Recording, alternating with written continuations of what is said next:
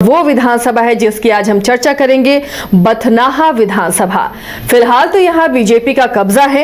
SC आरक्षित ये seat है, सीतामढ़ी लोकसभा के अंदर ये आती है। लेकिन बथनाहा का मिजाज क्या रहा है? क्या बीजेपी को यहाँ की जनता चुनती रही है या किसी खास कैंडिडेट पर मेहरबानी रही है यहाँ की जनता का? तो इसके मिजाज को टटोलते हैं। रंजन जी, अगर बथनाहा को आप स्कैन करते हैं तो क्या नजर आता है? बथनाहा में क्या पार्टी की चलती है, कैंडिडेट की चलती है, किसी परिवार का दबदबा है? देखिए, जब बथनाहा विधानसभा सीट को आप स्कैन कीजिएगा तो जब इसे अंदर तक आप जाते हैं तो आपको बहुत दिलचस्प सीन जो है वो दिखाई देगा। बथनाहा में अगर हम देखें तो यहाँ पर जो पहली जीत मिली थी वो आपको सोशलिस्ट विचारधारा वाली पार्टी एसएसपी को मिली थी, लेकिन उसके बाद कांग्रेस ने जीत का पंजा खोल दिया और फिर जो है यहाँ पर सोशलिस्ट पार्टियों के बीच ही मुकाबला होता रहा और फिर जाकर ये सीट जो है 2008-9 परिसीमन के बाद एससी आरक्षित सीट के रूप में इसको मान्यता मिली। और जैसे ही ये एससी आरक्षित सीट होती है, इस सीट पर बीजेपी का दबदबा या वर्चस्व कह लीजिए वो साफ साफ देखा जा सकता है। तो अलग अलग समय में अलग अलग पार्टियां यहां पर जो है वो मजबूत दिखी हैं। शुरू में पहला चुनाव एसएसपी ने, फिर 5 चुनाव कांग्रेस ने, फिर सोशलिस्ट विचारधारा वाली पार्टियों के बीच ही मुकाबला होता रहा और अब 2010 से बीजेपी और जो है वो कांग्रेस के बीच यहां पर मुकाबला हो रहा है। देखिए, ये सीट हमेशा से एससी आरक्षित नहीं थी। ये सीट जो है आपको जब इसके गठन की बात करें तो 1967 में यहां पर पहला चुनाव हुआ था और वहां से लेकर 2005 तक जो भी चुनाव हुए ये सामान्य सीट के रूप में ही यहां पर चुनाव हुए और नए परिसीमन में ये एससी आरक्षित सीट जो है वो बना। अब देखना यह है कि अब जब 2025 में चुनाव होगा तो जो बीजेपी का यहां वर्चस्व बन गया है अनुसूचित जाति आरक्षित सीट होने के बाद, क्या उस वर्चस्व को जो विपक्ष है, महागठबंधन है, तोड़ पाएगा? क्या यहां पर फिर से कमल खिलेगा या जनता हाथ का साथ देगी या इस बार रणनीति बदली जाएगी और आरजेडी यहां से लालटेन जलाने की कोशिश करेगा? इन्हीं सब विषयों पर हम समीक्षा करेंगे और साथ ही बताएंगे कि यहां के आंकड़े क्या कुछ हमें समझाने की कोशिश कर रहे हैं। तो देखिए, बथनाहा 1967 में पहला चुनाव, जो यहां पर पहले विधायक हुए मोहनलाल शर्मा जो एसएसपी से जो है यहां पर चुनाव जीते थे संयुक्त सोशलिस्ट पार्टी से। कुल 14 चुनाव अब तक यहां पर हो चुके हैं।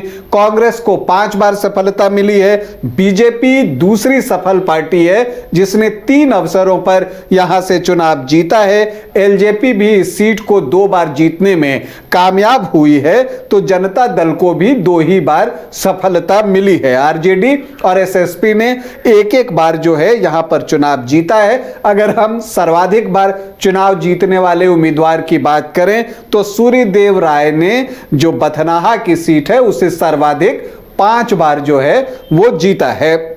अब हम आखिरी 3 चुनाव की बात कर लेते हैं जब ये एससी आरक्षित सीट जो है हो गई थी और उसके बाद यहां पर क्या कुछ हुआ अगर हम उसे देखें तो 2010 में एक त्रिकोणीय मुकाबला था।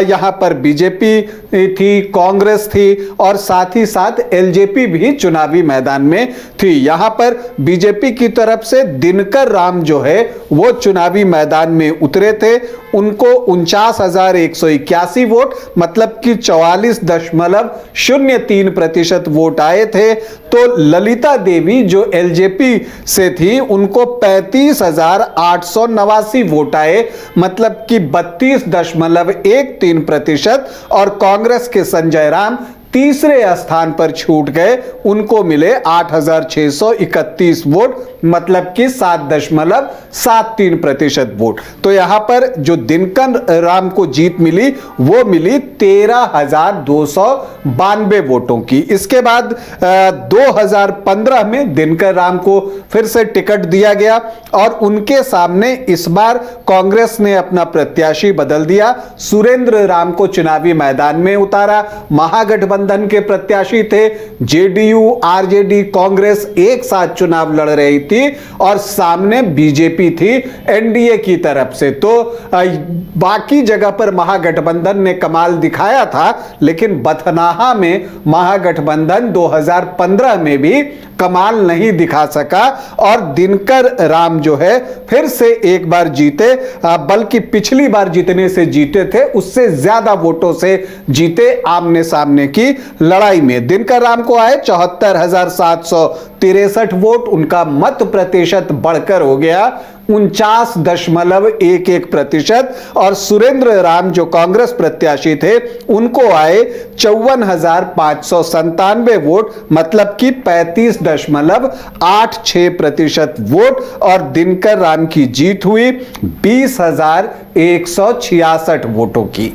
इसके बाद 2020 आता है, बीजेपी ने अपना प्रत्याशी जो है वो बदला था। अनिल कुमार को यहां से उन्होंने प्रत्याशी बनाया। अनिल कुमार की काफी चर्चा भी हुई थी एक वक्त जब उन्होंने बीपीएससी का रिटन एग्जाम क्लियर किया था, लेकिन उन्होंने कहा कि वो समाज सेवा में ही रहना चाहते हैं, राजनीति में ही रहना चाहते हैं। तो अनिल कुमार के सामने एक बार फिर से संजय राम को इस बार प्रत्याशी बनाया, जो 2010 में कांग्रेस के टिकट पर चुनाव लड़े थे। और आरएलएसपी जो उपेंद्र कुशवाहा की पार्टी है, उन्होंने चंद्रिका पासवान को यहां से टिकट दिया। एक ट्रायंगुलर फाइट यहां पर, जिसमें कि अनिल कुमार को आए 92,648 वोट और इस बार मत प्रतिशत और बढ़ गया, वो बढ़कर पहुंच गया 54.2% वोट। तब तो फिर रिजल्ट यही क्लियर था। संजय राम जो है वो दूसरे स्थान पर रहे 45,830 वोटों के साथ 26.8% और चंद्रिका पासवान को आए 9% वोट, मतलब 15,322 वोट। तो जीत मिली अनिल कुमार को कितने वोटों से? 46,818 वोटों से।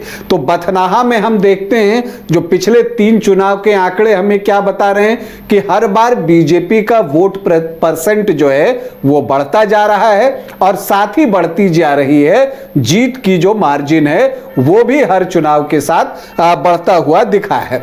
अब इस बार क्या कुछ होगा, इस पर भी चर्चा है। दावेदार कौन हो सकते हैं? क्या कांग्रेस ही चुनाव लड़ेगी? क्योंकि पिछले 3 चुनाव से उसका प्रदर्शन कोई बहुत बेहतर नहीं रहा है। तो ऐसे में क्या आरजेडी को यहां से चुनाव लड़ना चाहिए, यह भी देखना होगा। तो ये एक चर्चा यहां पर चल रही है और जो एक फार्मूला निकालने की कोशिश हो रही है महागठबंधन से कि हार जीत का मार्जिन 15,000 से ज्यादा का है। अगर हारे हैं 15,000 से ज्यादा तो वहां पर या तो प्रत्याशी बदले जाएं या सिंबल बदला जाए। तो यहां तो हार जीत का मार्जिन जो है वो 46,818 है। तो हो सकता है कि ये सीट जो है आरजेडी ले ले। वैसे अगर कांग्रेस की बात करें तो उनके पास वही 2 उम्मीदवार हैं, संजय राम और सुरेंद्र राम। आरजेडी से रंजन राम यहां पर प्रयास कर रहे हैं, लालू प्रसाद फैमिली के क्लोज रहे हैं और उनकी कोशिश है कि उनको यहां से जो है लालटेन के निशान पर चुनाव लड़ने का अवसर मिले। लेकिन बीजेपी में भी चर्चाएं बहुत सारी हैं। हालांकि मुझे लगता है कि अनिल राम ने जितनी मैसिव विक्ट्री हासिल की है उसके बाद शायद उनका टिकट न कटे। 46,818 वोटों की जीत है तो वो तो हैं ही। इसके अलावा जो 2 बार के विधायक हैं दिनकर राम, वो उनके जो पोते हैं कुंदन राम, वो भी बहुत सक्रिय हैं और लगातार जनसंपर्क वो कर रहे हैं और वो भी यहां पर दावा ठोकते हुए साफ साफ दिख रहे हैं। इसके अलावा एक एडवोकेट हैं शोभा राम, वो भी जो है कोशिश कर रही हैं, वो भी बीजेपी से 1 दशक से ज्यादा समय से जुड़ी हुई हैं। एलजेपीआर से जो चिराग पासवान की पार्टी है वहां से भी कुछ एक जो प्रत्याशी हैं वो कोशिश कर रहे हैं। हरिनारायण पासवान, जो हैं वो उनकी कोशिश है। आरएलएम से चंद्रिका पासवान जो पिछला चुनाव भी लड़े थे और आरएलएसपी से लड़ते हुए उनको 15,000 से ज्यादा वोट आए थे, 9%। तो एक दावा उनका भी हो सकता है, लेकिन मुझे लगता है कि जीत इतनी बड़ी है कि अनिल कुमार का टिकट शायद ही कटे। अब अगर हम यहाँ के जातीय समीकरण की तरफ हम बढ़ें तो यहाँ पर आपको देखिएगा कि जो कोयरी वोटर्स हैं उनकी संख्या बहुत अच्छी है और सामान्य जाति के वोटर्स भी ठीक ठाक संख्या में हैं, लेकिन एमओवाई को भी एक ब्लॉक बनता है, उनके पास भी वोट है, लेकिन दलित, अति पिछड़े ये महत्वपूर्ण हो जाते हैं बथनाहा में। तो एक अनुमान के अनुसार जो यहाँ पर अनुमानित प्रतिशत है जातियों का, अगर हम उस पर चर्चा करें तो जो अनुसूचित जाति हैं वो 15.13%, मुस्लिम यहाँ पर लगभग 14% हैं, 13.9%, यादव यहाँ पर 10 से 11% हैं, राजपूत यहाँ पर 6 से 7% हैं, तो भूमिहार भी यहां पर 3.5 से 4.5%, 5% तक आप